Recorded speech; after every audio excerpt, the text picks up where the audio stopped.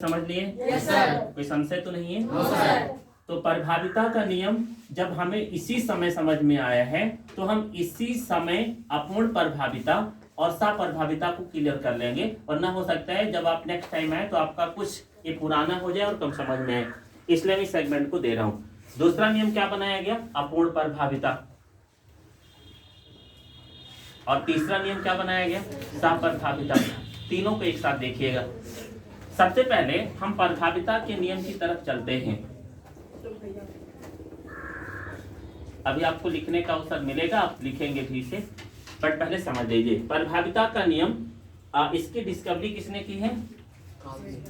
इसकी discovery Gregor John Mendel ने, इन्होंने किया है ना। ग्रेगर जॉन मेंडल ने इसकी डिस्कवरी की है। इसकी डिस्कवरी किसने किया है?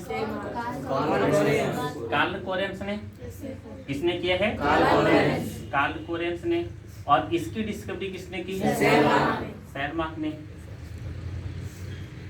आगे देखें, प्रभाविता के नियम के बाद इन दोनों नियमों की डिस्कवरी हुई है। तो प्रभाविता के नियम की खोज कब हुई थी? 1864। क्लियर? इसकी खोज 1902 1903 और इसकी खोज 1907। ठीक है, इधर आते कुछ 64 के बाद 1902, कुछ सालों का अंतर है। और फिर 1902-3 के बाद 1907, 3 से 4 सालों का अंतर है। अब मेंडल ने प्रभाविता के नियम में यह बताया था कि जब कोई gene gamete capital T small T के रूप में प्लांट से ट्रांसफर होती है तो उसमें से नेक्स्ट जनरेशन में केवल एक का लक्षण दिखाई देता है और दूसरे का लक्षण नहीं दिखाई देता है। अभी जस्ट मैंने क्लियर किया था कि एक शुद्ध लंबा पौधा एक शुद्ध बौने के साथ जब संकरण कराया जाता है तो अगली पीढ़ी में केवल वह पौधा लंबा होता है, लेकिन संकर लंबा होता है, जिसके कारण कैपिटल टी की जीन के लक्षण दिखाई देते हैं, स्मॉल टी के जीन के लक्षण नहीं दिखाई देते हैं। यानी मेंडल ने कहा प्रभाविता के नियम में कि जब हेट्रोजाइगस कंडीशन में कोई जीन ट्रांसफर होती है तो एक जीन का लक्षण दिखाई देता है जबकि दूसरे जीन का लक्षण दिखाई नहीं देता है। जिस जीन का लक्षण कारक का लक्षण दिखाई देता है वह प्रभावी होती है और दूसरी अप्रभावी होती है। अब ये क्या कह रहे हैं? ये कह रहे हैं कि दो में से किसी का लक्षण नहीं दिखाई देता है। और सबसे पहले तो ये जाने कि ये किस कॉन्फिडेंस के साथ कह रहे हैं, कूद कर आए हैं कार्ल कोरेंस। ये कह रहे हैं कि एक पौधा है जिसका क्या नाम है? गुलाबास का पौधा। इसका बॉटनिकल नेम क्या है? मिराबिलिस जलापा। क्या नाम है? Mirabilis जलापा plant. और इस मिराबिलिस जलापा प्लांट में, जिसे 4 o'clock प्लांट भी कहते हैं, इस प्लांट में इन्होंने 2 प्रकार के लक्षण वाले फ्लावर देखे। एक फ्लावर कैसा था? लाल रंग वाला, और दूसरा कैसा था? सफेद रंग वाला। देन इसके बाद में इसकी जीन उन्होंने बनाई capital R, small R. Then इसके बाद इन्होंने क्रॉस फर्टिलाइजेशन कराया और प्लांट उत्पन्न हुआ कैपिटल आर, स्मॉल आर। अब अगर हम मेंडल के नियम की तरफ दृष्टि डालें तो यह पौधा कैसा होना चाहिए? लाल होना चाहिए, क्योंकि लाल रेड कलर का कैरेक्टर डोमिनेंट है और व्हाइट कलर का कैरेक्टर रिसेसिव है। इन्होंने कहा न इसमें लाल का लक्षण आता है और न सफेद का आता है। ये फ्लावर किस कलर के हो जाएंगे? पिंक कलर के, गुलाबी रंग के हो जाते हैं। इसे अपूर्ण प्रभाविता। अपूर्ण मतलब ना तो ये प्रभावी है और ना तो ये प्रभावी है। समझ गया ना? एग्जाम्पल मनुष्य वाला ले लेते हैं। बाबा के बालों का रंग भूरा था, पिताजी के बालों का रंग काला था, लेकिन जब संतान उत्पन्न हो तो उसके बालों का रंग गुलाबी हो जाएगा। समझ गए ना? ये अपूर्ण प्रभाविता हुआ। कैसा हुआ? अपूर्ण प्रभाविता। इसके बाद में इन्होंने F2 जनरेशन तक जाने का प्रयास किया। तो गुलाबी पौधे के पुष्प के पुनः इन्होंने 4 जनरेशन यानी 4 गैमेट पृथक किया और F2 जनरेशन तक गए। तो पहला प्लांट क्या था? कैपिटल आर, दूसरा था स्मॉल आर, तीसरा था कैपिटल आर, चौथा था स्मॉल आर।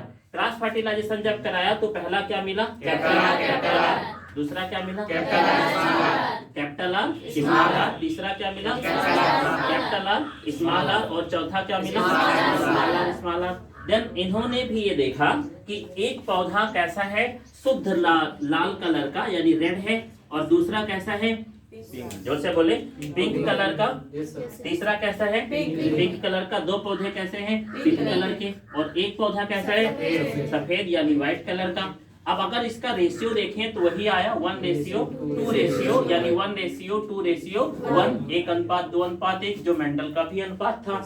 फिर अगले जनरेशन पर आकर इनको मेंडल की ही बात माननी पड़ी कि सेकंड जनरेशन में वही रेशियो ट्रांसफर हो रहा है। इसे कहते हैं अपूर्ण प्रभाविता। कितने लोगों को समझ में आ गया? सहप्रभाविता क्या है? इसके बाद में अपूर्ण प्रभाविता की खोज के बाद 1907 में शेरमार्क ने मवेशियों के रंग पर डिस्कवरी किया। मवेशी कौन होते हैं? कैटल्स, जैसे गाय, बकरियां, इनके विशेष कलर का ऑब्जर्वेशन किया और फिर उन पर स्टडी करके समझाने का प्रयास किया, जिसका नाम रखा सहप्रभाविता। सह मतलब साथ साथ। चलो मैं इसका अगर डिफरेंशिएशन करूं तो शब्द से समझा रहा हूं। सह मतलब क्या हो जाएगा? साथ साथ, और प्रभाविता मतलब प्रभावी होना। क्या होना? प्रभावी होना, साथ साथ प्रभावी होना। देखिए यहां में अगर जोड़ो, एक लोग कह रहे हैं जिनका नाम मेंडल है, वो कह रहे हैं एक प्रभावी है, दूसरे कूद कर रहे कह रहे तुम्हारी बात गलत है, कोई प्रभावी नहीं है। कौन है? क्या नाम है उनका? कार्ल कोरेल्स। और फिर तीसरे कूद कर आगे, तुम दोनों की बात गलत है, अब दो एक साथ प्रभावी। कैसे?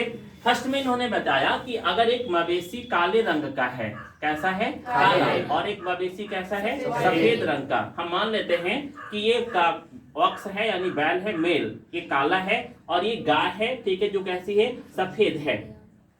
इसकी जीन हमने बताया क्या रखा गया? R1 और इसकी गैमेट क्या रखा? R2। देन बताया अगर इन दोनों में फर्टिलाइजेशन होता है तो नेक्स्ट जनरेशन में P1 में F1 में R1 R2 मिलेगा। अब अगर मैं यहाँ पर मेंडल का नियम लगाऊं तो कैसा, ठीक है, होगा? संतान काला होगा? होगा नहीं होगा? और अगर मैं कार्ल कोरेल्स का नियम लगाऊं तो ना तो काला होगा ना तो सफेद, ये भूरा हो सकता है। समझ गए ना? बट इन्होंने ये बताया कि जो प्रथम पीढ़ी की जनरेशन तक हम पहुंचते हैं, यहाँ पर जितने भी जीव मवेशी उत्पन्न होंगे वो कैसे होंगे? रैन होंगे। कैसे होंगे? रैन। चितकबरे। चितकबरा क्या है? आपने देखा होगा कि सफेद गाय तो काले काली स्पॉट, काली गाय तो सफेद स्पॉट, भूरी गाय तो सफेद स्पॉट, ऐसे लक्षण आपने देखे होंगे। इसी को, ठीक है, शेरमार्क ने रैन, चितकबरा या सीतारुण कहा है।